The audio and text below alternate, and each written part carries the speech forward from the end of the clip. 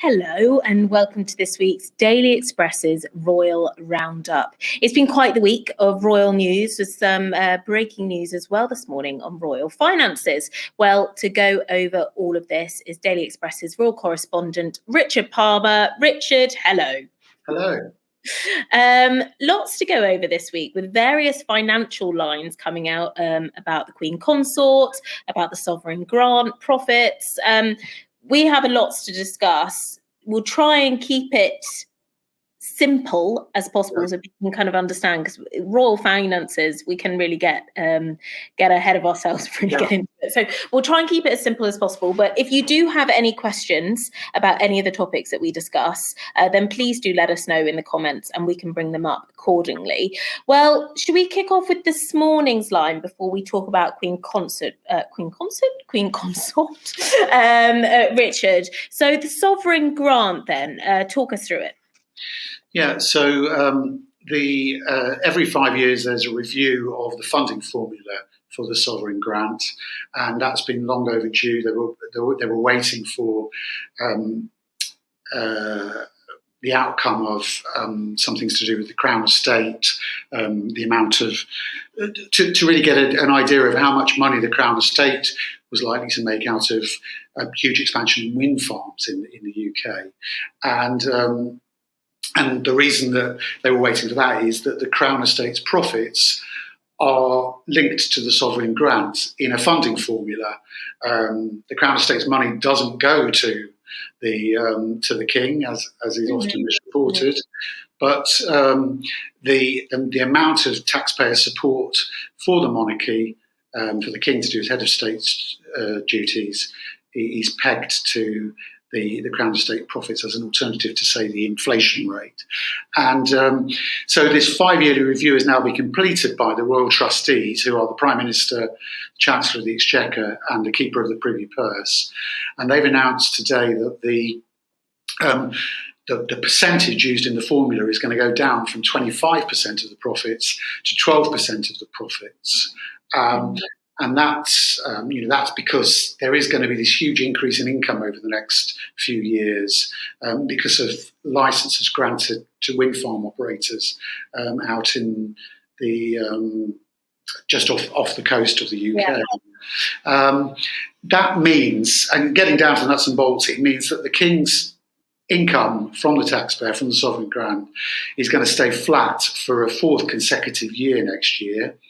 But then it will increase quite rapidly for 2 years, so it will actually benefit from the windfall, from the wind farm windfall, for a couple of years, and that money will be used to complete the £369 million refurbishment of Buckingham Palace that's ongoing. It's a 10-year project due to finish in March 2027. From the public's perspective, £369 million is a lot of money to be spending on a palace in a cost of living crisis. Is the King aware? We know we've spoken about this before, but is the King aware that he possibly is going to have some negative backlash from this? Well, I think he's acutely aware of the cost of living crisis, and indeed he and other members of the family have spent a lot of time going to food banks and encouraging initiatives that stop food waste, and other. They've undertaken other engagements that are designed to reflect the enormous difficulties that many people are facing in this country at the moment. And does he give any personal donations that we would be aware of to these charities? He does. They never tell you how much, but he does. He does donate personally, and so do other members of the family. So, I mean, there will always be controversy about this, about the funding of the royal family. But Buckingham Palace is, it's not the King's private home. He doesn't even live there at the moment. He will. They're still saying he will go and live there when this work is completed. But it's held for the nation, really, and it's an important visitor attraction. It's just opened up to tourists for the summer. They're expecting about 250,000 to 300,000 visitors to come over the next 10 weeks. And it's an important attraction day by day. These figures are quite old now, but I do remember possibly about a decade ago being told that 50% of people who visit London as tourists go to Buckingham Palace essentially to have their picture taken outside. Yeah, I mean, it is an iconic London landmark. I guess they'll always have that. But the fact that they're doing such expensive refurbishments on it does mean that, the monarchy isn't going to go away anytime soon. But Christy says they waste too much money and people in the UK are suffering. Well, yeah, I mean, there are always going to be people saying that. My view is that the head of state has to be funded properly, whether we have a king, a queen, a president, and there needs to be transparency about that funding. It is horrendously complicated trying to explain royal funding because they get money from so many different sources. And I think I may have said this last week, sorry, but I always get a feeling that it is deliberately made so to try to obfuscate things, really. My personal view is that the royal family provide good value for money and do a really good job for the UK. But I readily admit that there are roughly 25% of people in the UK who don't support having a monarchy, so they're always going to be sniping at them over it. Yeah, and that is a big chunk of the UK's population. So yeah, if you've got any comments on this, let us know. We're going to move on to another finance story. Queen Consort's 360,000 roughly annuity cut from Parliament. Now, Prince Philip, the late Prince Philip, did get this, didn't he? For many, many years. There is a picture of the Queen Consort and Prince Philip from a few years ago now together. But she's had that cut, Richard. Why? Well, yeah, so she never got it, and it became apparent in a paper published by the National Audit Office, which, as the name suggests, perhaps looks at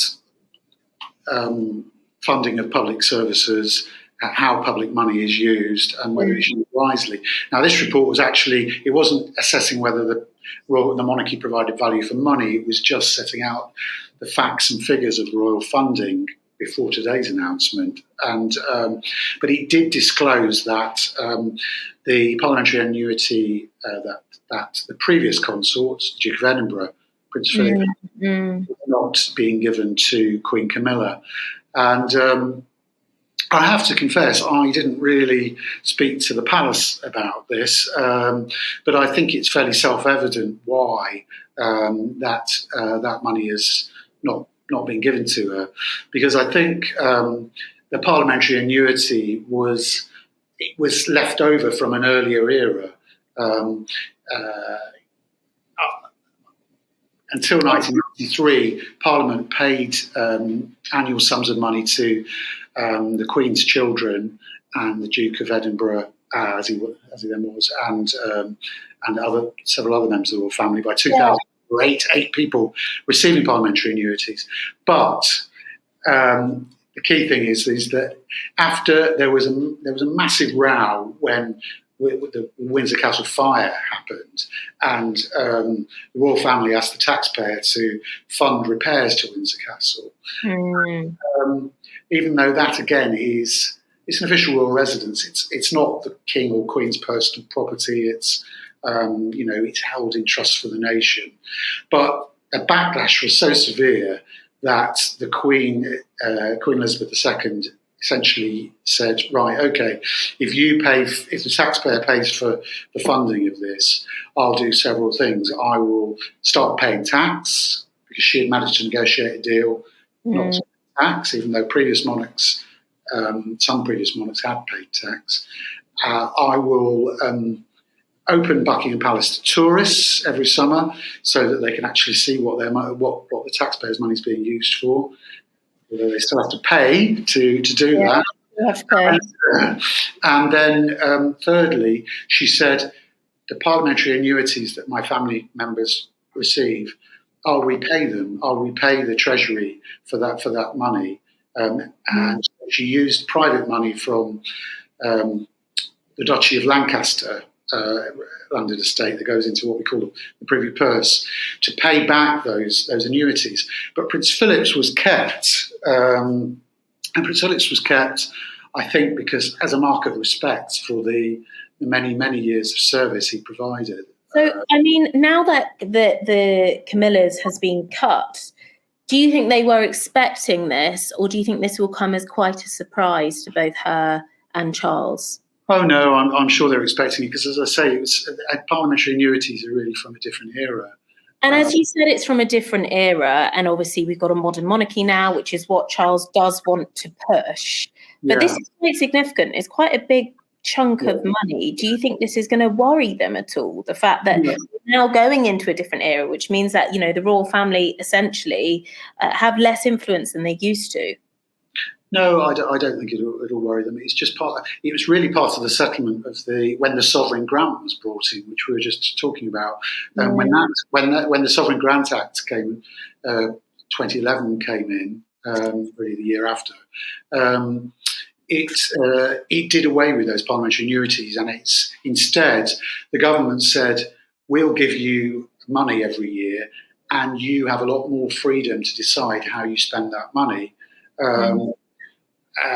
Because it brought together different grants, property maintenance grants, travel grants, and what used to be called the civil list.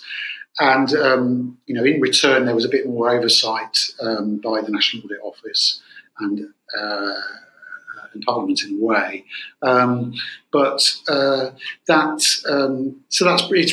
It's really the fallout from the introduction of the sovereign grant. So I'm sure Camilla never expected to receive that money. And her lifestyle as well as her official duties are covered in other ways. Her official duties, she'll receive money by the sovereign grant to cover her office and her official travel and duties, and then her sort of private lifestyle. Well, the King's got the money from the Duchy of Lancaster, and that's just gone up by a couple of million. It was a 9% increase, £26.2 million. He's received this year from the Duchy of Lancaster. Yeah, quite significant.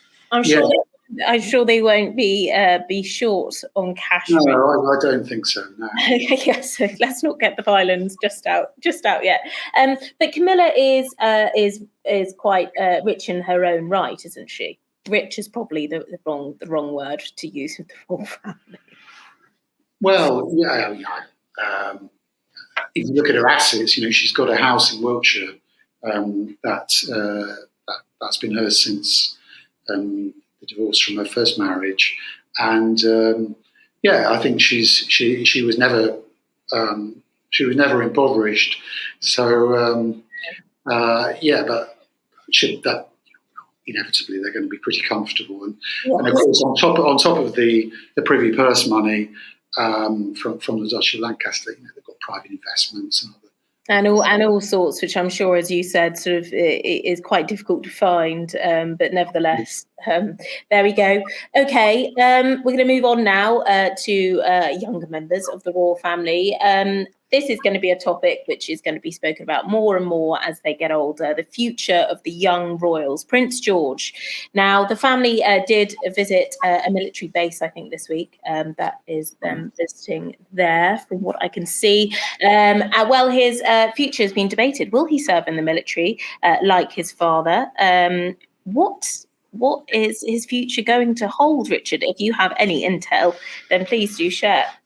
Well, I can see how it's possible to write a story saying that it's not certain that he will join the armed forces. But I suspect. I mean, I did look back to see what was being said about Prince William when he was just about to have his 10th birthday. And unfortunately, I couldn't find anything in the cuttings that referred specifically to that, because at that time, the papers were just full of stuff about Andrew Morton's book about Diana and the sort of the marriage falling apart, and how that impacted on the kids as well was covered. But there was much less about, well, what's William going to be doing in future, and where's he going to school and things like that. So I think on the one hand, you could say it's not 100% certain that he will join the armed forces, but if I was putting money on it, I would say that Prince George will join the armed forces after he's been through university. Oh, interesting. But of course, that comes with a safety risk for the royal family serving in the military. We saw Harry and William, of course, serve in the military. And with Harry in particular, it did cause some issues. And of course, this is the future king here, Richard. Do you think that will pull up a couple of issues if he did?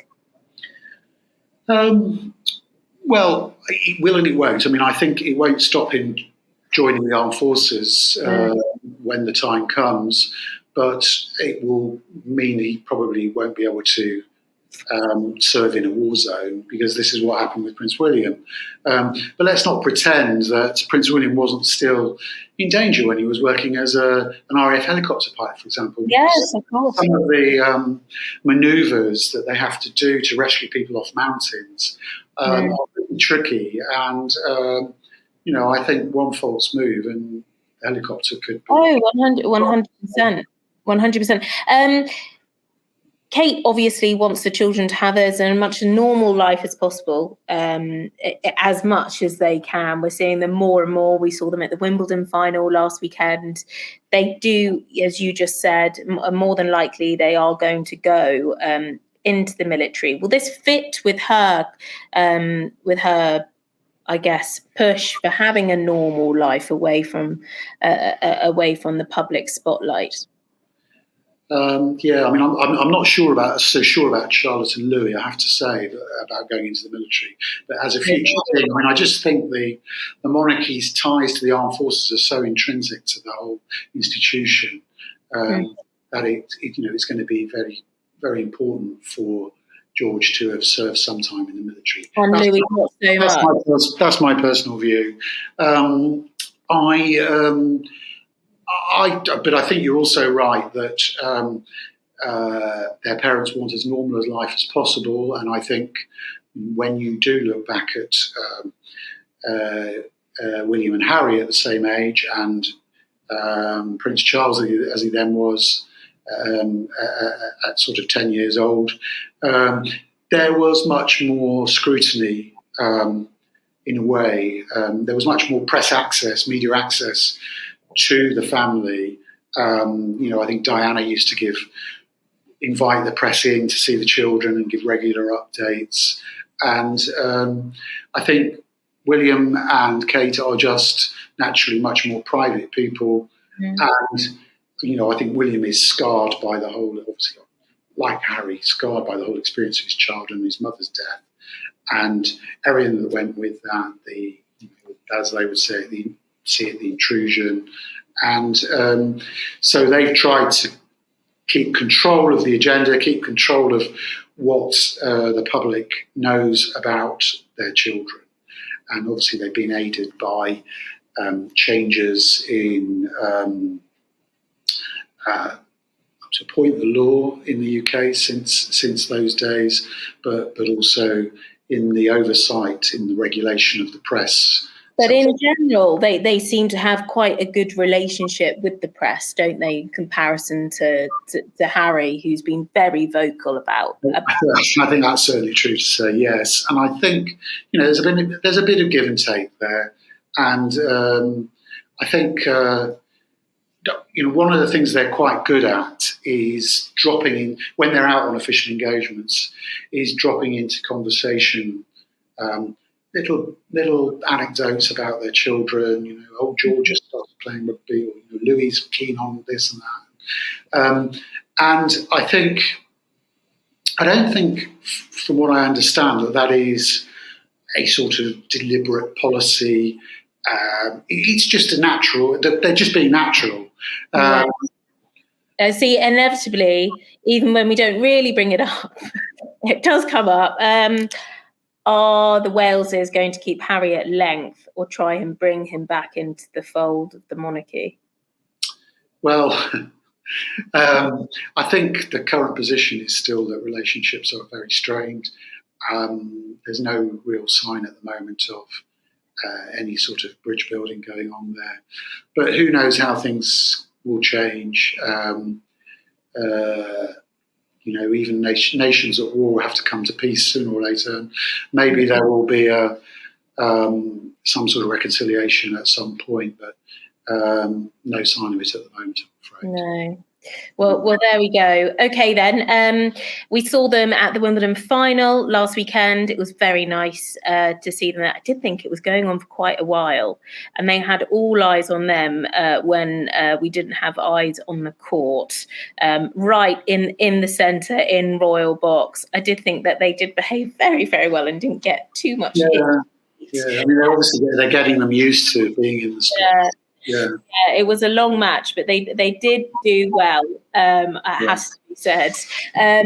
Last week, whether the children were going, and I wasn't sure at all at that stage. I did know that. I didn't let on at the time, but I did know that she would be there at the final. But the ladies' final, and I suspected that William would be there at the men's final. Yeah, but you didn't know about the children. I thought it was a really nice. About the children, no.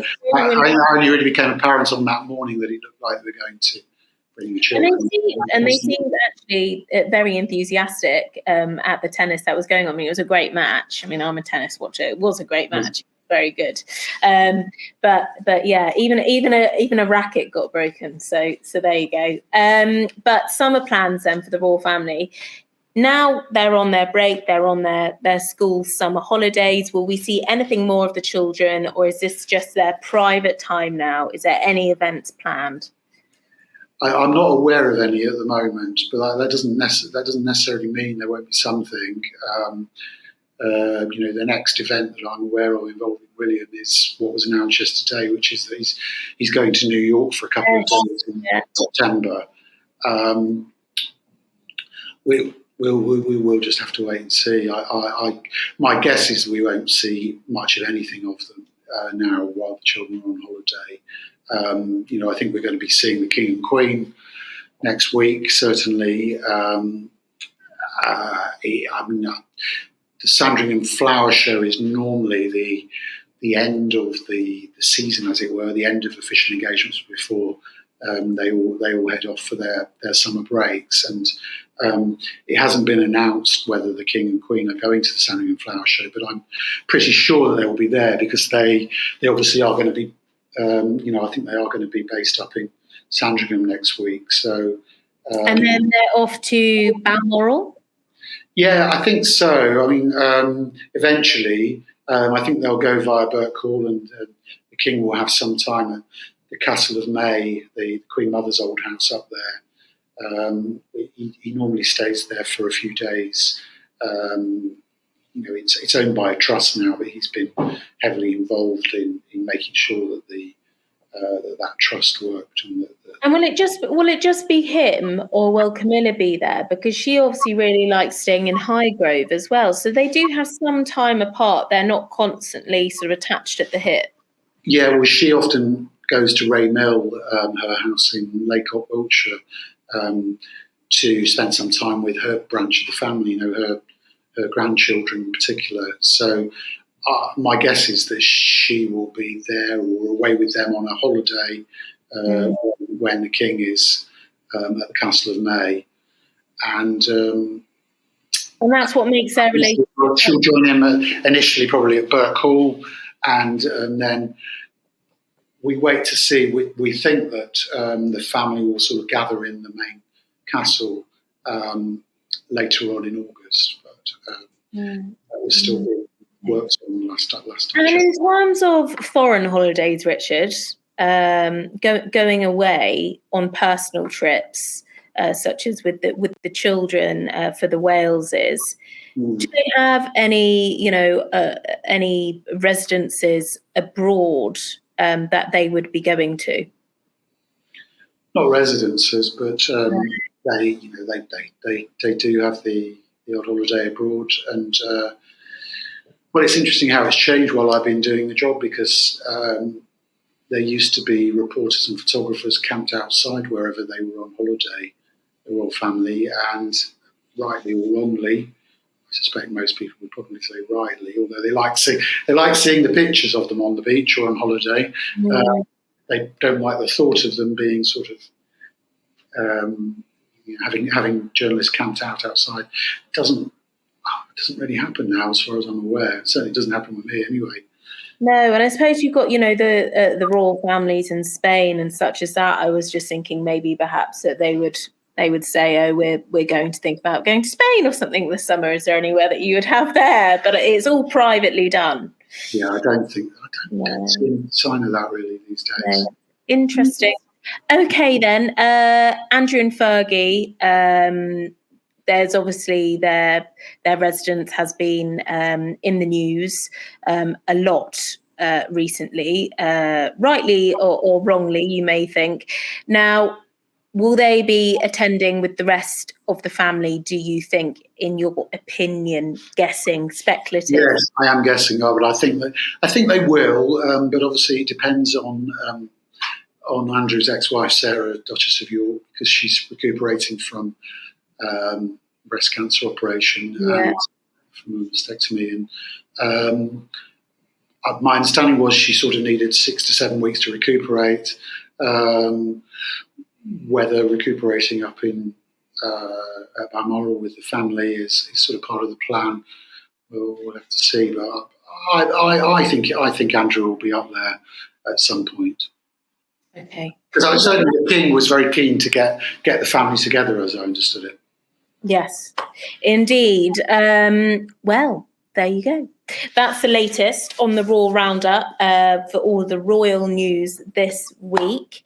I'm sure Richard will keep you updated over on his Twitter at Royal Reporter. You can, of course, tune in to our podcast. You can also join our WhatsApp community, which we're going to pop into the comments, which also gives you all the latest news if you did fancy joining that. You can, of course, watch us on YouTube at 4 p.m. every Friday, where it premieres, and keep up to date with all the royal news. But hopefully we'll be back next Thursday, usually around 2 p.m. if Richard or myself are not busy or otherwise engaged, and then it'll be on a different time. But just keep an eye on both of our Twitter feeds and Instagrams, and you'll be able to have a look. I think Richard has also joined Threads, so do join Richard on Threads, which is the latest social media app.